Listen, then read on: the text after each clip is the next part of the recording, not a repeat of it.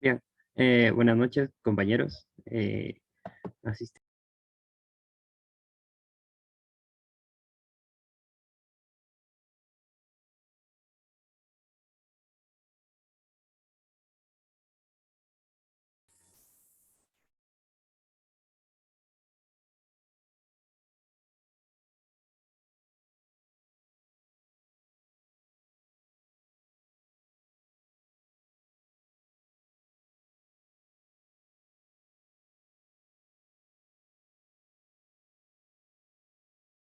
Chicos, dentro de un momento va a reingresar el ponente. Se pide por favor su comprensión.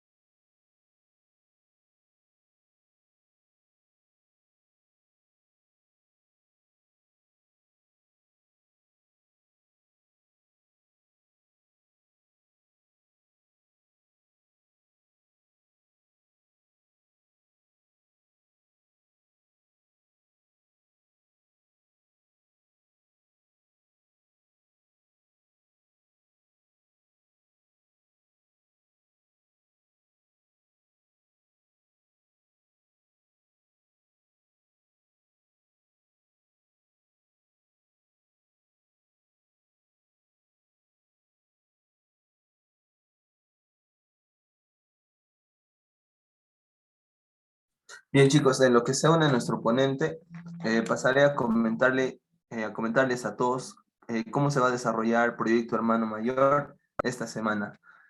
El día de mañana, miércoles, no habrá ninguna ponencia, según me mencionaron, porque se va a pasar, esta clase se va a pasar para el día viernes, lo cual es farmacología, el tema adrenérgicos. Entonces continuaremos el jueves con anatomía, el tema glúteo, ¿no? Va a ser a las 6 p.m. el jueves, eso. Después viene el viernes, en el cual está, un momento, viernes, histología, va a ser a las 9 y farmacología, lo que les mencioné, a las 6 p.m. Creo que nuestro ponente ya reingresó. Les doy la palabra. Buenas noches, compañeros. Disculpen, no sé qué pasó pero se salió automáticamente. Voy a compartir nuevamente mi pantalla. Espero se pueda. ¿Se puede observar? Sí, Pablo, sí se observa. Ok. Bueno, voy a empezar entonces. Sí, bueno, los saludo nuevamente. Buenas noches a todos. Y bueno, en esta oportunidad les voy a exponer sobre el tema de trastornos hemodinámicos, enfermedad tromboembólica y shock. Espero no se presente nuevamente esa deficiencia. Bien, vamos a empezar, ¿sí? Con algunas generalidades, las cuales eh, consisten en que estas enfermedades pues, van a ser las principales causas de morbimortalidad en nuestra región occidente. Asimismo, van a tener una preponderancia del 35 al 40% de las muertes en nuestra región. Es válido también recalcar o recordar los elementos que van a interactuar dentro de estas enfermedades, ¿sí? Como son el corazón, los vasos sanguíneos, tanto arterias como venas, y la sangre en sí, ¿no? Lo cual también tiene varios componentes, como son los glóbulos rojos, plaquetas, glóbulos blancos, el plasma que va a contener proteínas y factores procoagulantes.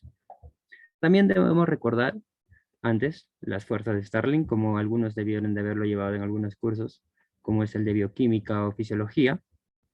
Las fuerzas de Starling pues van a ser fuerzas que van a interactuar en la microcirculación capilar.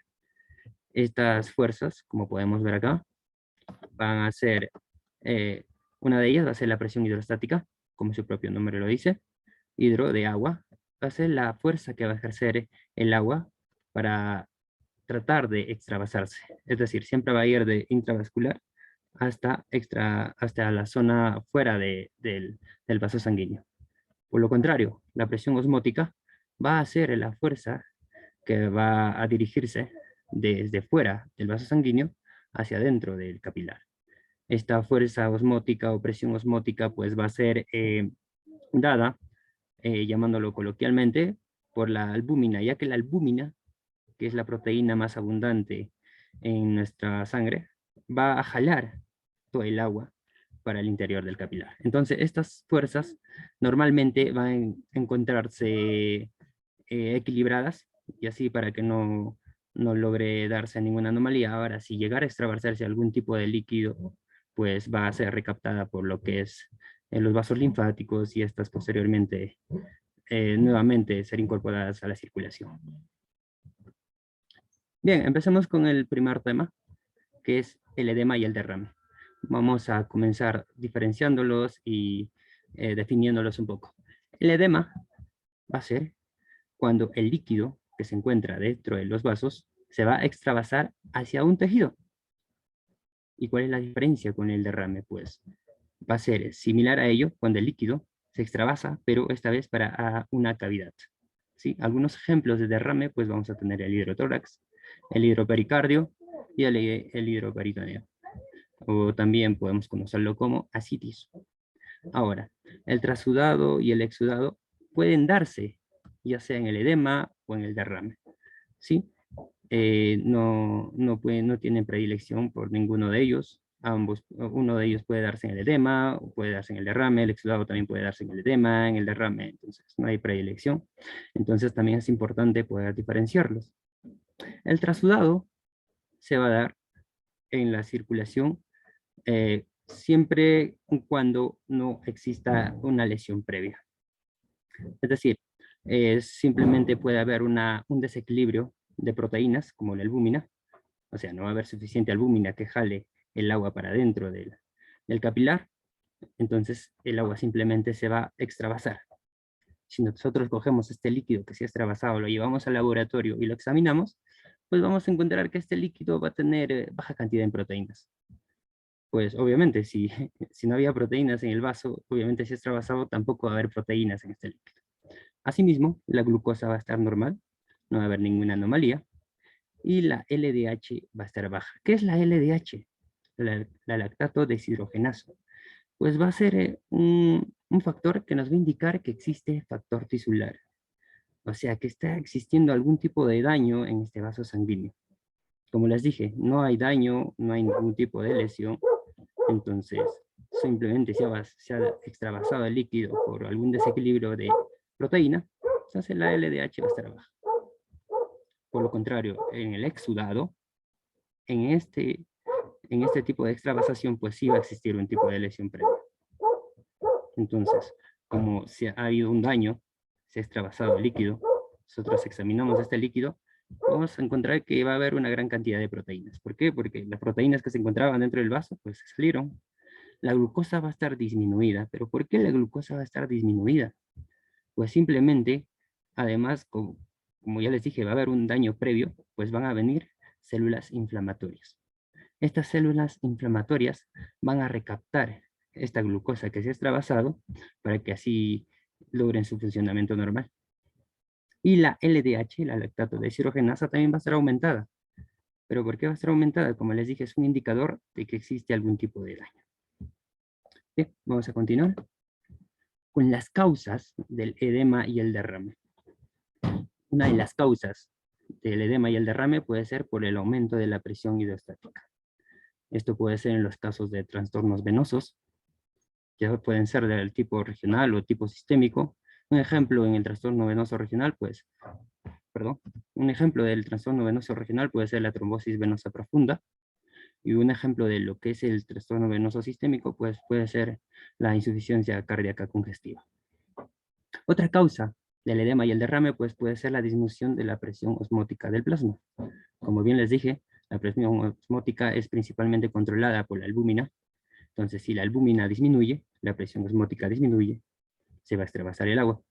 Ahora, la disminución de la albúmina puede ser debido a que hay un tipo de problema en el riñón, entonces nos va a producir una proteinuria. Esto puede ser, por ejemplo, en los casos de síndrome nefrótico, o puede ser también que haya algún problema hepático. Es decir, el hígado no está produciendo suficiente albúmina. Entonces, esto comúnmente se presenta en personas que presentan cirrosis. Ahora, si se llegara el caso que disminuye la presión osmótica, el cuerpo va a tratar de contrarrestar esto reteniendo sodio y agua. Pero el cuerpo no sabe que al hacer esta retención, pues va a aumentar la presión hidrostática. Va a haber mayor retención de agua y nuevamente todo esto se va a extravasar. Entonces se va a complicar aún más todo el tema del edema y el derrame. Otra causa de esta problemática también puede ser la obstrucción linfática. Esto puede ser debido a traumatismos, inflamación o neoplasias, lo que nos va a traer como consecuencia los linfedemas, como por ejemplo la filariasis o también conocido como elefantiasis. Cabe el caso recalcar también que este problema de obstrucción linfática comúnmente se presenta en mujeres que han sufrido de cáncer de seno. Al sufrir cáncer de seno se les extirpa todo ese seno, pero no solo el seno, sino también ganglios linfáticos. Al no haber ganglios linfáticos, para que se llegue a dar la reabsorción del líquido que se extravasa, pues se le presenta la filariasis en el brazo afectado, del, del mismo lado de donde se extirpó el seno.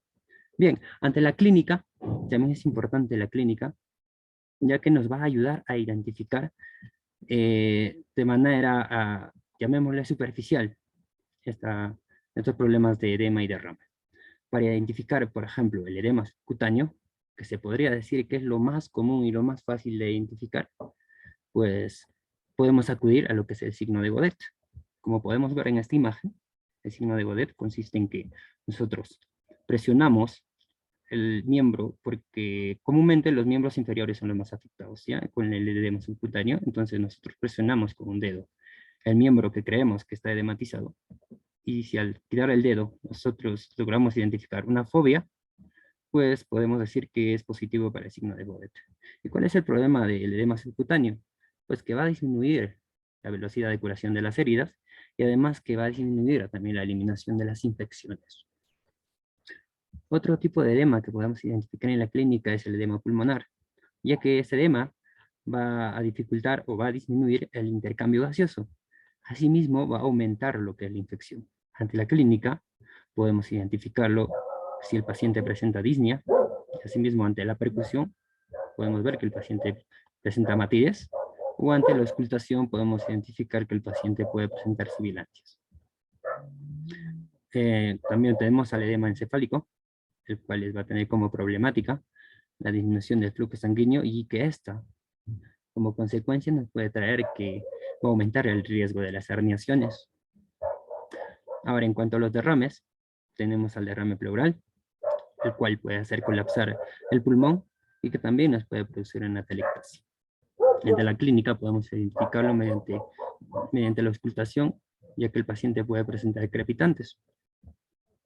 Y en cuanto al derrame peritoneal, pues lo más significativo que podemos encontrar pues, es la citis, en pacientes cirróticos comúnmente. Bien, continuamos. Ahora toquemos el tema de hiperemia y congestión. ¿Qué es lo común que van a presentar en ambos? Pues va a ser el aumento del volumen sanguíneo.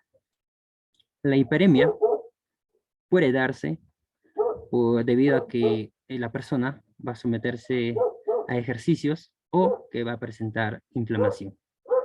Por lo tanto, la hiperemia va a caracterizarse por la existencia de un eritema. O hablando fisiológicamente, va a haber un aumento de la oxihemoglobina. ¿Sí? Entonces, la congestión, por lo contrario, va a ser, bueno, puede ser de origen sistémico o local. Un ejemplo de la congestión sistémica puede ser la insuficiencia cardíaca congestiva, o una congestión local puede ser la obstrucción venosa aislada. Y en este caso se va a presentar cianosis. Fisiológicamente hablando, un aumento de la desoxihemoglobina, que a la larga nos puede traer isquemia y fibrosis. Una forma fácil de poder recordar o diferenciar la hiperemia y la congestión, pues en la hiperemia podemos decir que va a ser rojito, eritema, congestión, cianosis, azulito. Hiperemia, un ejemplo, digamos que te levantas de tu cama, te golpeas el dedo meñique de tu pie y se produce una inflamación, ¿verdad? Entonces, un eritema, hiperemia. Ahora, congestión, no sé, ayudas a tu mamá en el supermercado y estás cargando las bolsas y luego ves tus dedos están todos azulados. Pues hubo obstrucción, entonces cianosis, azulito. Viendo un poco más este gráfico podemos entenderlo mucho mejor. En una circulación normal, la arteria va a traer la sangre normalmente, va a ser consumida por el órgano y la sangre desoxigenada va a continuar por las venas. Pero en el caso de la hiperemia, la arteria se va a dilatar. Como va a estar dilatada, va a haber un mayor aporte de sangre oxigenada, entonces el volumen sanguíneo dentro del órgano va a aumentar y la vena no va a tener ninguna anomalía, así que normal la sangre desoxigenada se va a ir. Por el contrario, en lo que es la hiperemia pasiva o congestión venosa, la arteria no va a tener ninguna anomalía. ¿Pero por qué se va a dar el aumento de sangre dentro del órgano? Porque la vena va a ser obstruida. Como va a ser obstruida, pues toda la sangre desoxigenada se va a acumular acá adentro. Entonces, por eso se dice que va a haber un aumento de lo que es la desoxihemoglobina, es decir, la hemoglobina no oxigenada. Bien, dentro de la clasificación podemos clasificar a la hiperemia y la congestión. La hiperemia siempre va a ser de carácter agudo. También, como ya les dije, puede ser de carácter general, es decir, cuando la persona pueda realizar ejercicios, o de carácter local, si la persona llegara a presentar algún tipo de lesión. También puede ser de carácter fisiológico o patológico. Si es de carácter fisiológico es cuando la persona, digamos, está realizando digestión, o la persona está embarazada, o va a someterse a rutinas de ejercicio, o si es patológica, pues la persona puede haber recibido algún tipo de lesión o inflamación. Si es de, si hablamos de la congestión, pues esta sí puede ser de tipo aguda o crónica. En cuanto a la aguda, puede clasificarse de carácter general, esto por ejemplo, el choque y los émbolos, o de carácter local, como pueden ser los vendajes, los prolapsos o los torniquetes. En cuanto a la congestión crónica, pues tenemos, por ejemplo, la insuficiencia cardíaca, lo cual no va a haber el suficiente aporte sanguíneo, por lo tanto va a haber una hipoxia crónica, lo cual nos va a llevar a una muerte celular o una muerte tisular. Bien, continuemos. El tercer tema es la hemostasia. La hemostasia va a presentar principalmente 4 estadios, ¿sí? El primer estadio va a ser la vasoconstricción. La vasoconstricción esta va a ser mediadamente por la endotelina. Bien, les voy a explicar cómo. Bueno, supongamos que aquí estaba un vaso normal, sin ningún tipo de lesión. Sin embargo, llega a romperse la continuidad del endotelio mediante, bien, acá llega a romperse la continuidad del endotelio y mediante los nervios aferentes se manda un mensaje al sistema nervioso central y el sistema nervioso central vuelve con el mensaje hacia este vaso, lo cual hace que se libere endotelina. La endotelina va a hacer una ligera vasoconstricción, lo cual va a evitar que se pierda sangre en grandes cantidades. Asimismo, también va a haber la participación de algunos factores del sistema, perdón, de la matriz extracelular, los cuales son como por ejemplo el colágeno endotelial. El segundo paso va a ser la hemostasia primaria, que vemos acá abajo. La hemostasia primaria va a consistir, o bueno, van a participar algunos factores, como el factor de von Willebrand, que eh, va a ser un fundamental para lo que es la adhesión plaquetaria. Asimismo, una vez lograda la adhesión plaquetaria hacia el endotelio, pues las plaquetas van a empezar su cambio de forma. Es decir, las plaquetas tenían una forma de disco, ahora que se van adheriendo, pues van a cambiar a una forma ovalada. Una vez que se van adheriendo estas pocas plaquetas, pues van a liberar algunos componentes, como la adenosín difosfato y el tromboxano. Estos dos componentes también son necesarios y fundamentales para que así puedan reclutar más plaquetas y se puedan unir. Y de esta manera logran consolidar el tapón hemostásico. El tercer paso es la hemostasia secundaria, en el cual va a participar el factor tisular. Asimismo, se va a dar la expresión de algunos complejos fosfolipídicos.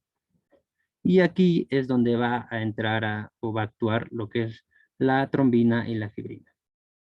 Como bien sabemos, para que el fibrinógeno pase a ser fibrina, pues necesita de la interacción de la trombina. Entonces, una vez que la trombina ya hizo su trabajo pasando el fibrinógeno a fibrina, ya se puede llegar a dar lo que es la red de fibrina para así completar lo que es la agregación plaquetaria. Y el último paso es se podría decir, entre comillas, la desaparición de este coágulo, ¿no? Porque si este coágulo llegara a quedarse allí, pues podría desprenderse y convertirse en un émbolo y así trasladarse hacia otro vaso y afectar otro órgano que nada tenía que ver en esta zona, ¿no?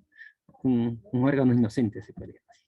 Entonces, para que se logre desaparecer este coágulo, pues vamos a tener la participación del principal fibrinolítico, que es el sistema plasminógeno-plasmina. La plasmina es el principal fibrinolítico. Va a lograr catabolizar lo que es la fibrina, así convirtiéndolo en dímero D. También tenemos la participación de otro factor, que es la trombomodulina, que va como su propio nombre lo dice, modula, ¿sí? Va a modular la cascada de coagulación. Asimismo, también vamos a tener la participación de algunas células inflamatorias, como son los neutrófilos y los macrófagos, que van a fagocitar componentes de este coágulo.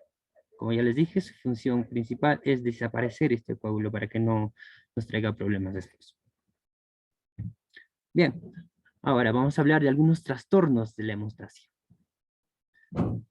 El primer trastorno que vamos a encontrar pues, va a ser el trastorno hemorrágico, el cual va a hacer que la hemostasia va a ser insuficiente ante una hemorragia.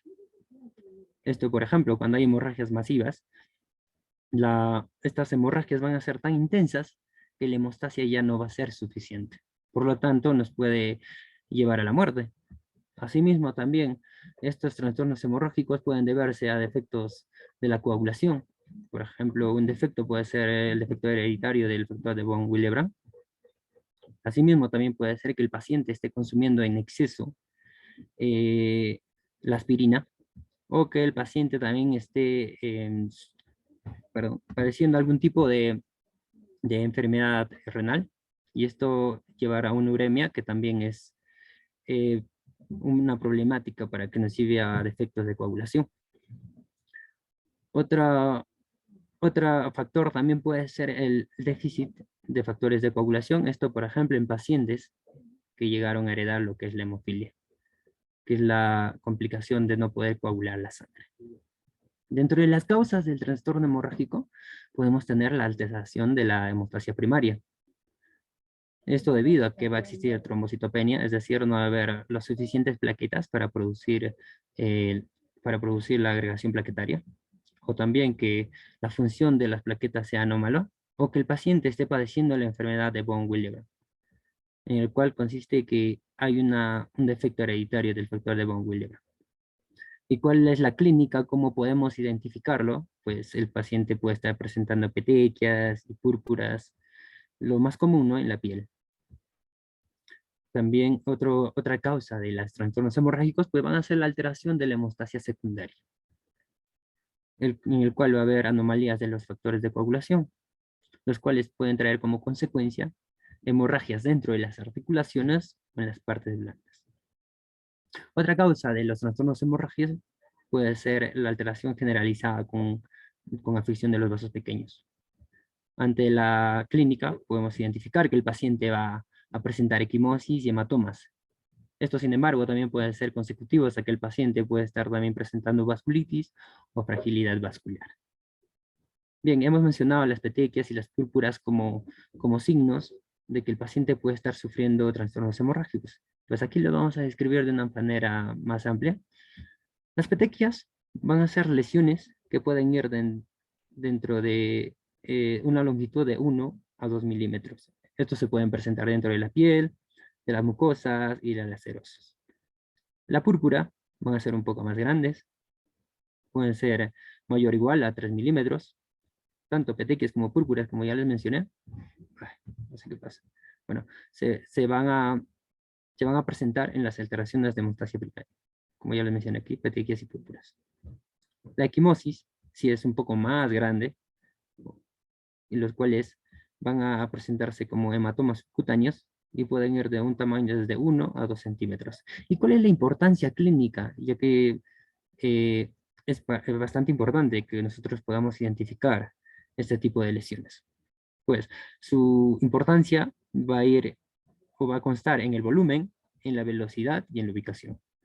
¿Cómo así en el volumen? Pues el volumen sanguíneo, si el volumen sanguíneo que se está perdiendo mediante estas lesiones es mayor al 20% de la sangre total, pues ya podríamos estar hablando de un shock hipovolémico.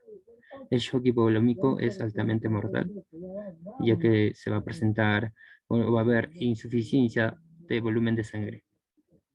Asimismo, la velocidad con la que se pierde, ¿sí? Y también la ubicación, ¿sí? La ubicación, por ejemplo, si estas lesiones se llegaran a presentar dentro de la mucosa gástrica, si se presentaran dentro de la mucosa gástrica, pues va a haber una pérdida de sangre constante y asimismo si estas lesiones se presentaran en el endometrio, también las mujeres van a presentar un sangrado constante, entonces podrían llegar a padecer anemia. Ahora, si estas lesiones se llegan a presentar dentro del tejido subcutáneo del encéfalo, también es altamente mortal. Entonces, imaginan lo peligroso que podría ser si se ubican dentro de ellos.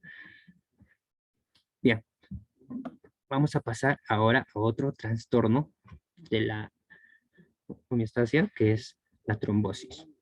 ¿En qué consiste la trombosis? Pues va a ser cuando va a haber coágulos, pero esta vez en tejidos sanos como en los vasos sanguíneos y corazón. Es decir, va a haber toda una cascada de coagulación, pero esta vez sin razón. No hay razón para que lo haya, pero lo hay. ¿Sí? Entonces va a haber coágulos en tejidos sanos. Y para nosotros poder identificar a la trombosis, pues tenemos una triada, lo cual es la triada de Virchow, que son un conjunto de signos y síntomas que nos van a llegar a ayudar a sospechar de un posible diagnóstico de la trombosis. El primer elemento de esta triada pues va a ser la hipercoagulabilidad. El segundo elemento va a ser la lesión endotelial y el tercer elemento es el estasis sanguíneo. Ahora les explico un poco más de estos tres elementos. En primer lugar, la hipercoagulabilidad, el cual va a consistir en que va a haber una predisposición.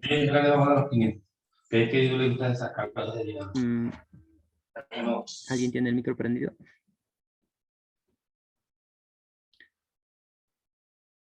Bien, vamos a continuar. Entonces, el primer elemento de la tríada de Virchow es la hipercoagulabilidad, el cual va a consistir en que va a haber una predisposición a que las plaquetas se adheran entre sí, pero de manera anómala, los cuales van a predisponer a que el paciente sufra de una trombosis venosa.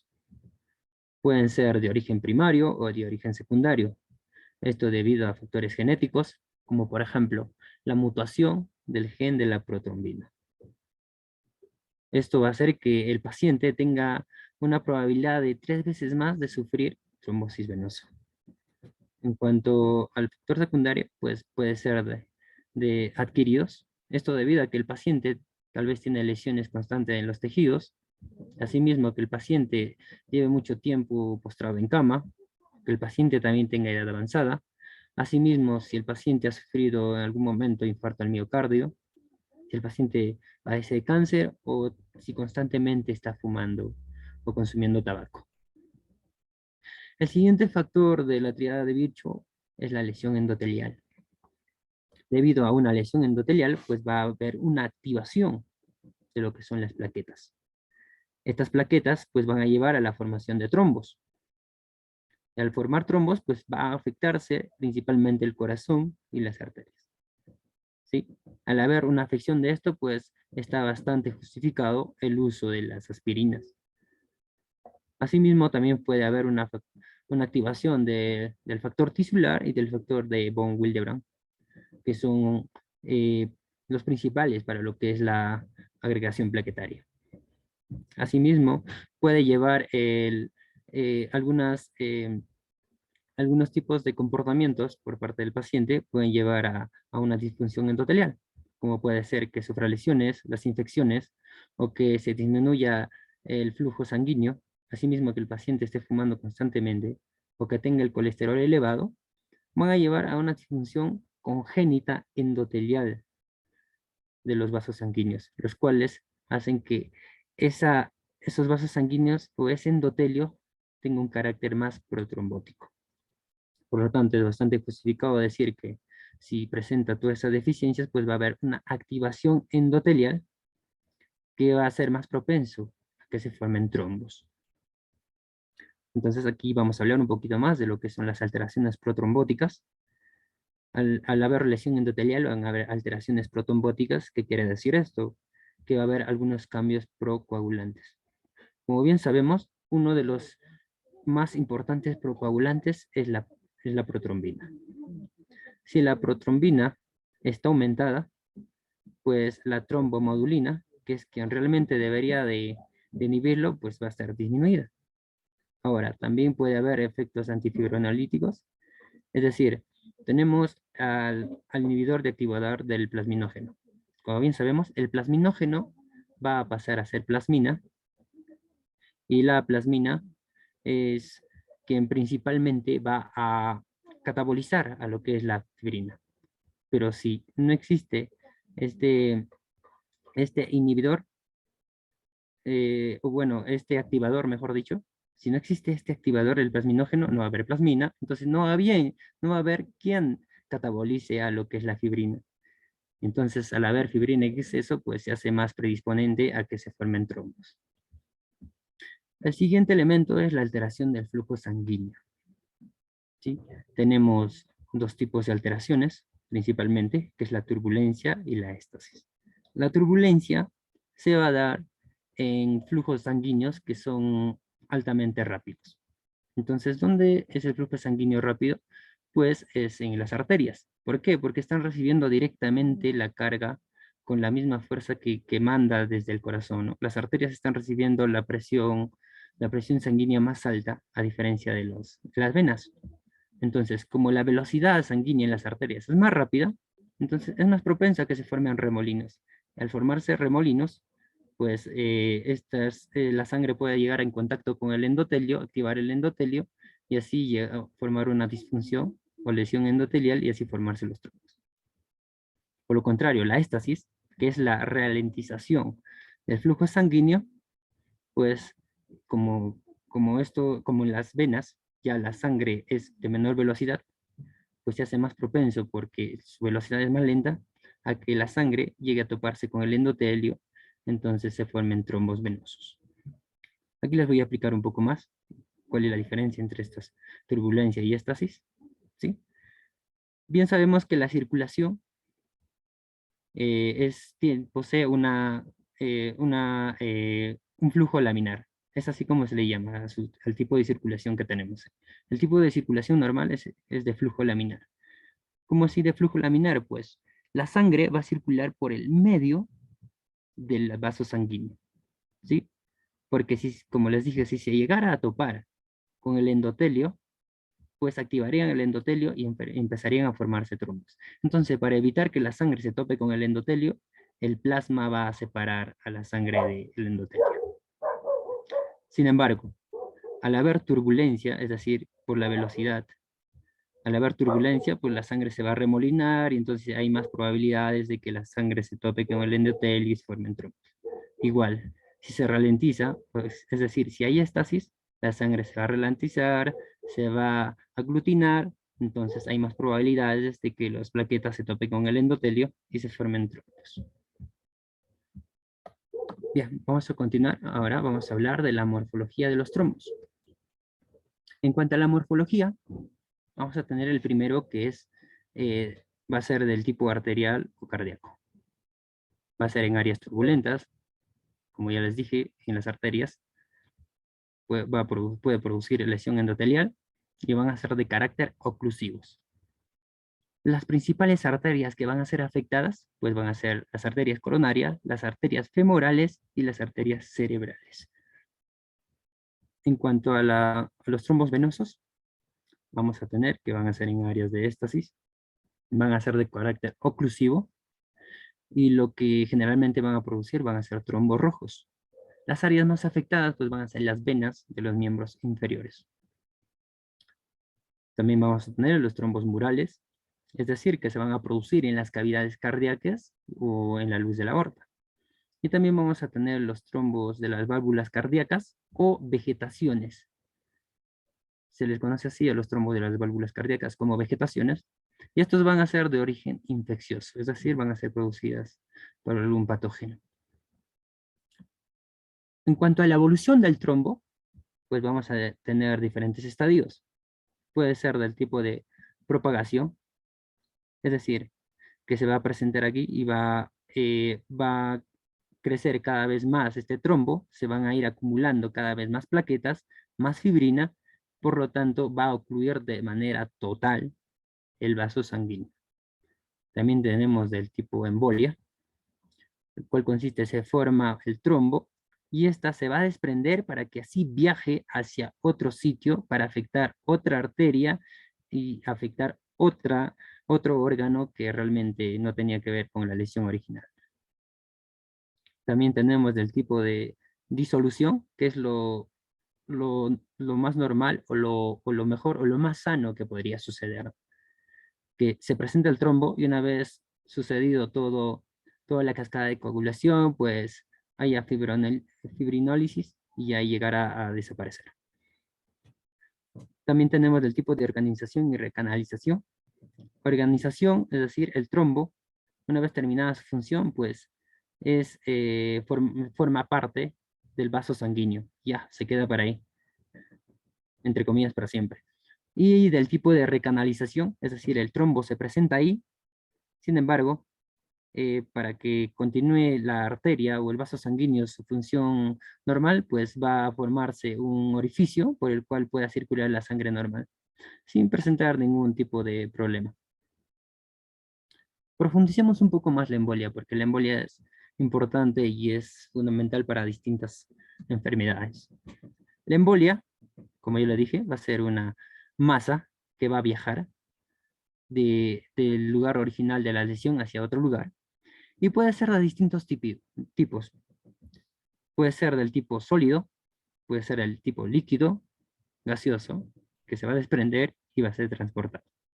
¿Sí? Si esta es transportada y es llevada hacia otro lugar y ocluye otra arteria, pues puede producir disfunción o un infarto del tejido u órgano que está siendo irrigado por esa arteria que ha sido ocluida. Ahora, dentro de los tipos de émbolos, pues tenemos la tromboembolia. Tromboembolia porque trombo ha sido producido por un trombo y ha sido desprendida y se convierte en embolia. En un émbolo, tromboembolia. También tenemos los émbolos de colesterol, que van a ser comunes en las fracturas de huesos largos. Van a ser émbolos de grasa que van a viajar y pueden ocluir algún tipo de vaso sanguíneo. También tenemos otros tipos de émbolos, como los émbolos gaseosos, por ejemplo, burbujas de nitrógeno, émbolos de tumor, émbolos de médula ósea, o émbolos de cuerpo extraño. Aquí vamos a hablar un poco del émbolo más común que se puede presentar, que es de la tromboembolia, originada por la trombosis venosa profunda. Esta tromboembolia puede viajar hacia otro lugar y producirnos ciertas enfermedades como es la insuficiencia cardíaca, derecha. Asimismo, también nos puede producir hemorragia pulmonar, el infarto pulmonar y una muerte súbita. Así que la trombosis venosa profunda es de las más conocidas y es de las más comunes que podemos encontrar y que nos pueden producir muerte súbita o infartos pulmonares muy a menudo. Bien, ahora hablemos de infarto. El infarto es cuando es ocluida el vaso sanguíneo por, por el cual está siendo irrigado o está siendo,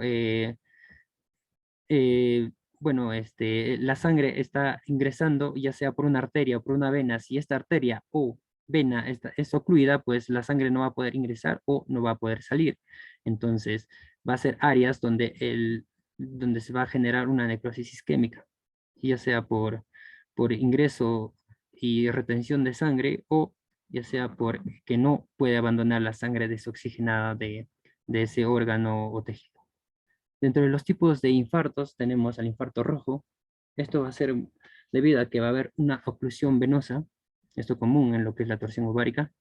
También podemos tener que puede darse en tejidos laxos. Esto puede ser un infarto pulmonar o puede darse en tejidos de circulación dual. Esto, por ejemplo, en infartos de intestinos y también del pulmón que tiene una doble circulación. También se puede dar en tejidos congestionados. A diferencia del infarto blanco, este infarto blanco se va a dar generalmente en órganos sólidos, pero que van a presentar circulación arterial terminal, como por ejemplo el corazón, el vaso y el riñón. ¿Cómo así circulación arterial terminal?